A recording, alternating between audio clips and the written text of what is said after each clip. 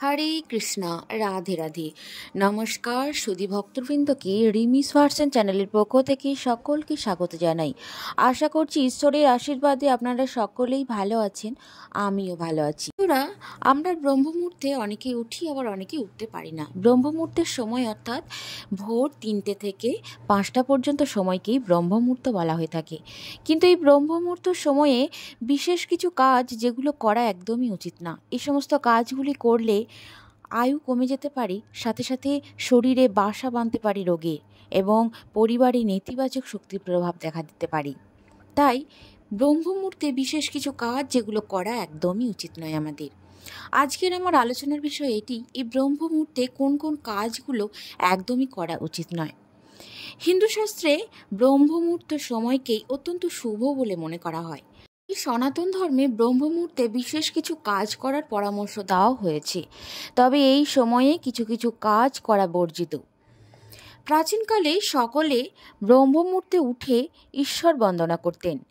পরিবারের বয়স্ক সদস্যরাও ব্রহ্ম মুহূর্তে উঠে ঈশ্বর প্রার্থনা করতেন। শুধু শাস্ত্রই নয়, বরং আয়ুর্বেদ আধুনিক চিকিৎসা পদ্ধতির দৃষ্টিতে এই সময়টিকে অত্যন্ত গুরুত্বপূর্ণ সময় বলে বিবেচনা করা হয়। হিন্দু ধর্মে ব্রহ্মের অর্থ হল জ্ঞান এবং মুহূর্তের অর্থ হল সময়। বিশিষ্ট কাজের জন্য ব্রহ্ম মুহূর্তকে সর্বশ্রেষ্ঠ আখ্যা দেওয়া হয়েছে। আয়ুর্বেদ অনুযায়ী ব্রহ্ম মুহূর্তে জাগলে ব্যক্তি রোগ মুক্ত হয় এবং দীর্ঘায়ু লাভ করে। তাই এই সময়ে উঠে কিছু কাজ করলে ব্যক্তি লাভান্বিত হয়। এই সময়ে ঘুম থেকে উঠলে ঈশ্বরের সাক্ষাৎকার নেওয়া যায় বলে মনে করা হয়। হঠাৎ যদি ঘুম ভেঙে যায় তাহলে আর দ্বিতীয়বার ঘুমাতে যাওয়া উচিত নয়। তৎক্ষণাৎ বিছানা জল দিয়ে হাত মুখ ধুয়ে কিছুক্ষণ চুপ করে বসে থাকতে হবে। এই ব্রহ্ম মুহূর্তের সময়কে ঐশ্বরিক মুহূর্ত বলা হয়। এই সময়ে স্নান করলে শারীরিক এবং আধ্যাত্মিক উভয় স্তরেরই উপকার মেলে। শেষ এবং দিনের সূচনা লগ্নকেই ব্রহ্ম মুহূর্ত বলা হয়। ভোর 3টে থেকে 5টা পর্যন্ত সময়কেই ব্রহ্ম মুহূর্তের সময় বলা হয়। আসুন এবার জেনে নেব এই সময়ে কোন কোন কাজগুলো করা উচিত নয়। নাম্বার 1, কোনো নেতিবাচক চিন্তাভাবনা মনের মধ্যে আনা উচিত নয়। ব্রহ্ম মুহূর্তে ব্যক্তির মস্তিষ্ক জাগ্রত থাকে। জীবনের গুরুত্বপূর্ণ সিদ্ধান্ত গ্রহণ এবং পরিকল্পনা তৈরির জন্য এই সময়টি উপযুক্ত সময় বলে মনে করা হয়। এই সময়ের মধ্যে মনে নেতিবাচক চিন্তাভাবনা আনতে নেই, তা না হলে সারাদিন অবসাদগ্রস্ত থাকতে হয়। এর ফলে মানসিক সমস্যা হতে পারে। তাই ভোরবেলাতে অর্থাৎ ব্রহ্ম মুহূর্তের সময়ে কোনো রকম মনের মধ্যে নেতিবাচক চিন্তাভাবনা আনা উচিত নয়।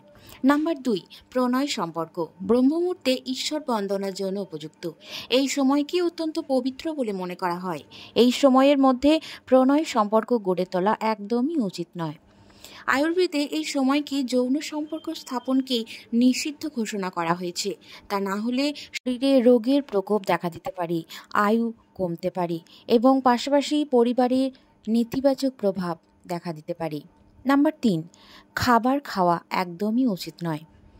অনেকে ঘুম থেকে ওঠার সঙ্গে সঙ্গে বিছানায় চা খেতে অভ্যস্ত। স্বাস্থ্যের দিক থেকে এই অভ্যাস ক্ষতিকর। সকালে উঠে বা ব্রহ্ম মুহূর্তে ভুলেও কোনো রকম কোনো খাবার খাওয়া উচিত নয়। এর ফলে রোগ ঘিরে ধরতে পারে। কি বিছানায় বসে খাবার খাওয়া সংসারে অশুভ প্রভাব পড়তে পারে, পাশাপাশি মা লক্ষ্মীও রুষ্ট হন। তাই ব্রহ্ম মুহূর্তের সময়ে খাবার খাওয়া একদমই উচিত নয়। বন্ধুরা, আপনাদের যদি এই ব্রহ্ম মুহূর্তের সময়ে ঘুম ভেঙে থাকে তাহলে ভুল করেও এই 3টে কাজ একদমই করবেন না।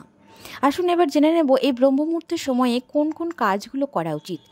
জ্যোতিষশাস্ত্র অনুসারে সূর্যোদয়ের আগের সময়কে অত্যন্ত শুভ বলে মনে করা হয়। এই সময় পরিবেশ শুদ্ধ এবং ইতিবাচক থাকে। সকালবেলা হাঁটাচলা করলে শরীরে সঞ্জীবনী শক্তির সঞ্চার ঘটে। ব্রহ্ম মুহূর্তের আবহাওয়া অমৃতের সমান। এই সময় জেগে ঈশ্বরের আরাধনা করলে সকল শুভ ফল প্রাপ্তি লাভ করা যায়। বন্ধুরা, এই ছিল আজকের ভিডিওটি। আশা করছি আপনাদের উপকৃত করতে পেরেছি। ভালো লাগলে বন্ধুদের সাথে শেয়ার করে নেবেন। আর আপনি যদি এই চ্যানেলে নতুন হয়ে থাকেন তাহলে অবশ্যই চ্যানেলটি সাবস্ক্রাইব করে পাশে থাকবেন। ধন্যবাদ সকলকেই। সকলে ভালো থাকুন, সুস্থ থাকুন, পরিবারের খেয়াল রাখুন। আবারও দেখা হচ্ছে আপনাদের সাথে পরবর্তী ভিডিও নিয়ে। হরে কৃষ্ণ, রাধে রাধে, জয় রাধে।